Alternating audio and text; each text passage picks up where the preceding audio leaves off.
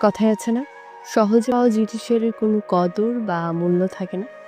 মানুষ মূলত সেই জিনিসটার অভাব বোধ করে যা তার নাগালের বাইরে থাকে কিংবা যা সে পায় না। কিন্তু হাতের নাগালেই যা পেয়ে যায় মানুষ, তার মূল্য সচরাচর করে না। যাদের জীবনসঙ্গী খুব কেয়ারিং, সঙ্গীকে সম্মান দেয়, সঙ্গীর মন বোঝার চেষ্টা করে, তারা দেখবেন কখনোই তাদের সঙ্গীর প্রতি কেয়ারিং হয় না। তারা বেশিরভাগ ক্ষেত্রেই সঙ্গীর প্রতি উদাসীন থাকে। না চাইতেই যা পায় মানুষ, তার প্রতি মানুষের আগ্রহ খুব কম থাকে।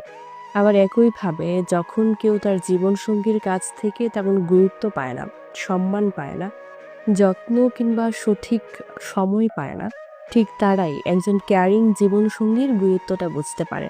কেননা তারা এসব না পায় বলেই অভাব বোধ করে এবং এর যন্ত্রণা খুব ভালোভাবেই উপলব্ধি করতে পারে।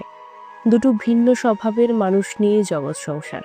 হ্যাঁ, দুটো ভিন্ন স্বভাবের মানুষ নিয়ে আমাদের জগৎ সংসার, যেখানে একজন কেয়ারিং হলেও অপরজন হয় উদাসীন। পরস্পরের প্রতি কেয়ারিং মনোভাব সহজেই সম্পর্ককে খুব সহজ এবং উপভোগ্য করে তুলতে পারে, অথচ কেউ এই কথাটা বুঝতে চায় না আজকাল। যারা কেয়ারিং এবং ভালো জীবনসঙ্গী হাতের কাছে পেয়েও অবহেলা করে, তারা সত্যিকার অর্থে নির্বোধ। যাদের কপালে উদাসীন এবং গম্ভীর স্বভাবের জীবনসঙ্গী জোটে, একমাত্র তারাই বুঝতে পারে কেয়ারিং মানুষের গুরুত্বটা আসলে কি।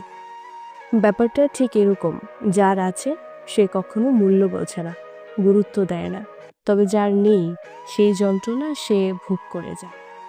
সৃষ্টিকর্তার এক আজব নিয়মে মানুষ সবসময় তার বিপরীত মনোভাব কিংবা বিপরীত স্বভাবের জীবনসঙ্গী পায়।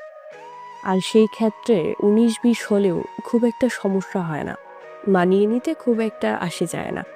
তবে যেখানে পরস্পরের স্বভাবে ১৫-২০-এর ব্যবধান, সেখানে মানিয়ে নেওয়া তো দূরের কথা, টিকে থাকাটাই বড্ড যন্ত্রণার এবং অসহ্য বলে মনে হয়। নিজেকে এক প্রকার অসহায় এবং দুঃখী মনে হওয়া ছাড়া আর কোনো উপায় থাকে না। ওই যে বললাম, সহজে পাওয়া জিনিসের প্রতি কদর কম থাকে, সহজে পাওয়া জিনিসের প্রতি মূল্য কম থাকে। মানুষ মূলত সেই জিনিসটার অভাব বোধ করে, সেই জিনিসটার মূল্য দেয় যে জিনিসটা সে পায় না, যে জিনিসটা তার নাগালের বাইরে থাকে কিংবা যে জিনিসটা সে কখনো খুঁজে পাওয়ার আশা যার থাকে না। কিন্তু হাত